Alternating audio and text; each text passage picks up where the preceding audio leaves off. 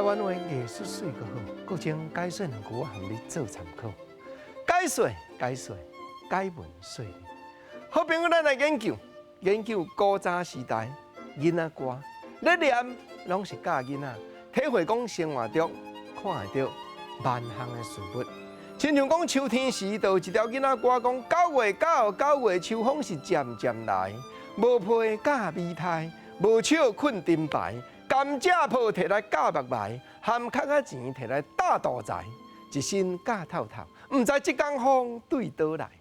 讲道具真趣味，毋过你斟酌甲听，斟酌甲体会。咧教囡仔，咱生活中的器具的形体圆啊变长啊短哦。头拄我咧讲秋风渐渐来，无皮架米苔。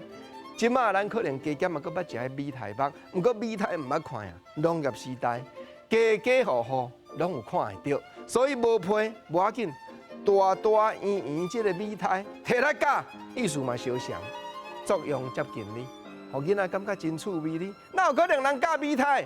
囡仔歌就是基卡艺术，念古锥嘛。过来无笑要困啥？困灯牌。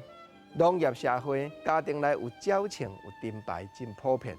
砖头大家若真正拄头要车饼的时阵，鸟枪灯牌拢用会到。过来吼，大项的讲完啊。换细项的来对比，大项的对大项的，细项就要对细项的哦。妈妈，我目糜原仔会寒，要安怎？无要紧，甘蔗泡摕来架目糜，哎哟，无卫生。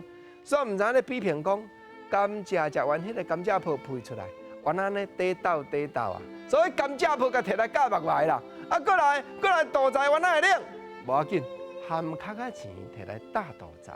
咱知影。古早的囡仔吼无遐好命，无迄个假银票咧算，咱吼去溪边海边捡含壳仔转来，来，这含壳仔5块，这含壳仔5角，这含壳仔吼2仙，用含壳仔准钱咧用。囡仔咧算迄个假钱，用含壳仔咧准，叫做含壳仔钱。我那细个仔咱摕来搭肚财，拄啊好哩。讲道具讲完，你就互囡仔捌米苔，捌灯牌，捌甘蔗泡，捌含壳仔钱。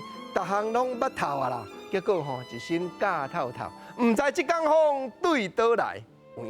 有影古早的囡仔歌，就是咧教囡仔体会了解甲熟悉即个世界。